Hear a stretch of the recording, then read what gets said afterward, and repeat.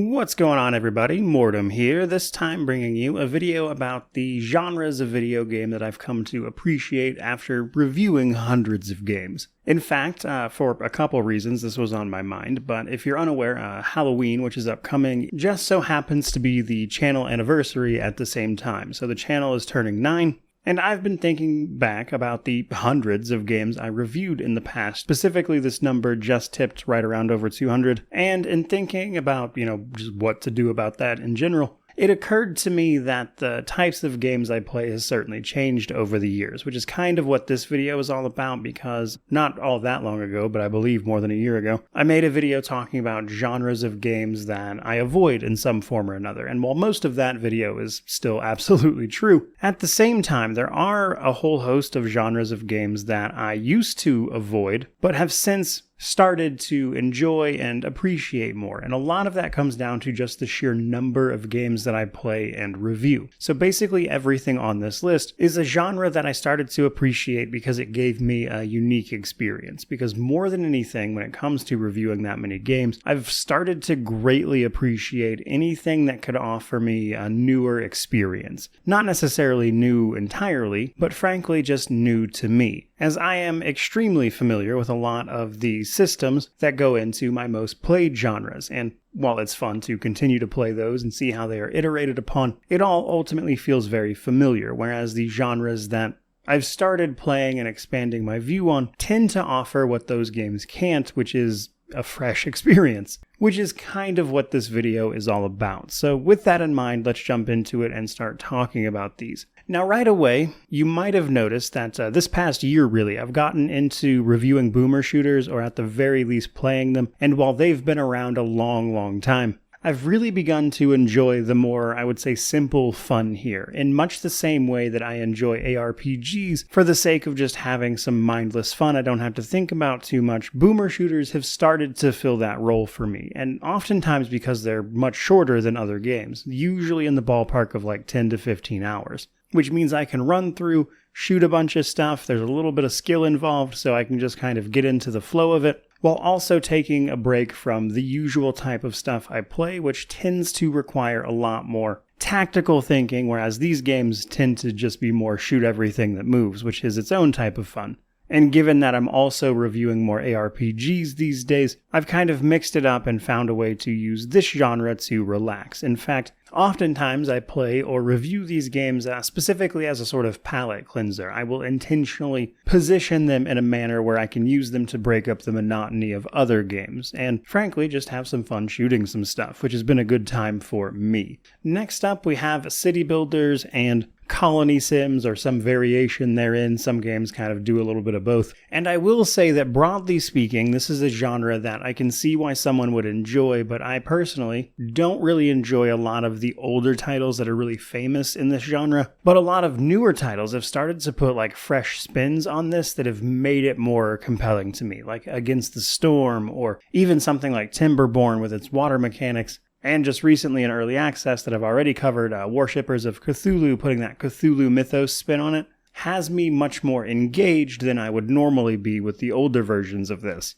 which honestly surprised even me a little bit. And while I don't really intend on reviewing any of these per se, every time I've played one recently, I've gotten really into the micromanagement and setting up roads and everything, and chasing down more nebulous tasks that provide some sort of story. Like for instance, Against the Storm has its roguelike mechanic mode of it that makes all of the city building really fast, so that settlement that you're working on is working towards a specific goal before you jump on to the next one with its own set of rules, and it moves really quickly, whereas Worshippers of Cthulhu has a much darker vibe and has a lot of unique mechanics around controlling that cult, as an example. So as a result of that, those games tend to offer a pretty unique experience that you don't really see replicated anywhere. And while I still wouldn't call it like a favorite genre or anything, I've gone from a genre that I just never wanted to play at all to one that I finally kind of see why other people are playing them so much, which has been a good time for me. Which is a very similar situation to like 4X and Grand Strategy. Now, there's hardly any chance of you ever getting a review out of me on these particular games because they are absolutely gigantic and time-consuming, but it's definitely a genre that I would say people kind of push me to at least check out very regularly, and in doing so, at least a little bit, they often have, of course, similar mechanics to tactical games or just strategy games in general, as you might imagine, as you manage your civilization in some cases, or just your faction more generally, encompassing mechanics beyond just, of course, fighting your enemies. Now, one game in particular that kind of put me on this path that I was like, oh wow, I'm having a really good time with this, was actually Solium Infernum, which released earlier this year, which puts you in the role of an archfiend, all of which are battling for control over hell. And you have all of these devious mechanisms based on your individual archfiend in terms of how you approach any given situation. And that combined with some fun army mechanics, an interesting world, and a whole host of methods to simply win the game. And I was like, oh, I finally get why people enjoy this so much. It just took a very particular skin to make that happen.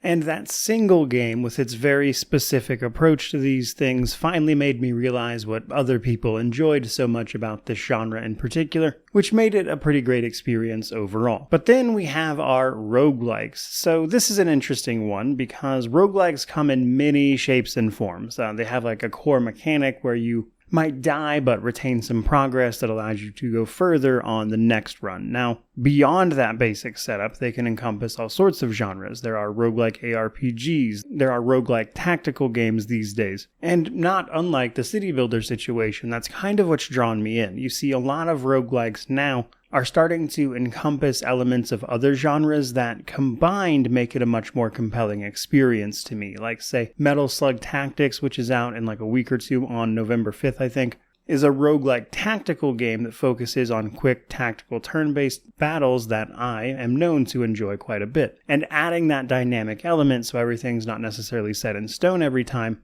creates a very repeatable thing that is targeted much more towards someone like myself. And then you have stuff like, say, Hades. Hades is a roguelike, and I love ARPGs in general, and Hades is tremendously well done, so that specific instance is obviously great, and then when Hades 2 launches, I'll probably, of course, play that one as well. That is to say, out of early access. But while that's all well and good, what really sells me on them in particular is you take those elements of games I already enjoy on some level, and then you force a sort of mix-up of the formula. So using the Hades example, you might not necessarily get the same build or options every time mid-run, even if you are retaining permanent progress run to run. And oftentimes the choices that you get in order to build your character while you're working on that run might not necessarily line up with how you would normally play, forcing you to learn and adapt and get out of your comfort zone a little bit, which adds a ton to a game like that, which can also be said of the other titles I enjoy in the genre, such as tactics titles, forcing you to learn how to take a different approach or utilize certain mechanics more than you might otherwise. So for all of those reasons, I've started to really enjoy this one, though last but certainly not least, we have narrative games. Now, if you've watched the channel a long time, you might know that I love to cover a good narrative title. That is to say, a game that is primarily focused on its story and how it delivers that story to you. Oftentimes, these games are akin to reading through an interactive book in some way, sometimes a little more literally with visual novel-esque titles, other times with more mechanics, like relatively recently Pentiment would be a good example, or earlier this year Sovereign Syndicate. Now, believe it or not, this is not a genre of games that I used to play much at all. I found them a little bit boring, but they are definitely the type of game I've started to appreciate more with age, primarily because they can focus entirely on telling you a story in a way that other games might not necessarily be able to pull off, while also retaining the interactive element of just being a video game. But that interactive element is really key for me personally, because while this might seem a little bit silly, I've mentioned it before, I can read very, very quickly. And I have a pretty voracious appetite for stories in general. But the interactive element for video games really drives that home for me. And this is because simply sitting down and reading a book is, frankly, a little bit boring, especially because I'm often reading so fast and flipping through the pages that it just doesn't feel like a very engaging experience, which is where video games come in, especially narrative games, because they take a very similar sense of storytelling and they provide it with an interactive medium, which is, at least for me, much more engaging.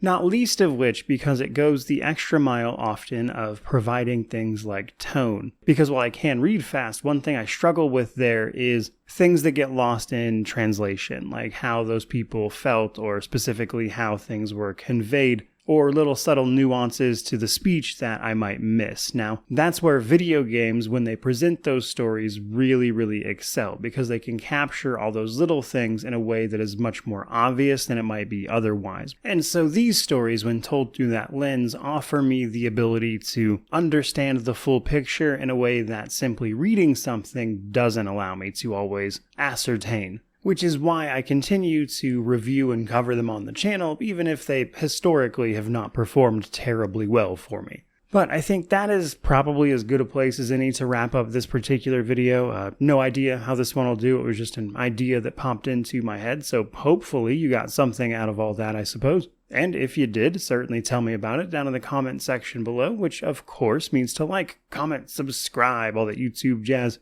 But regardless of any of that, truly, just thank you so much for watching. I really do appreciate it. May you wander in wisdom and have an amazing day.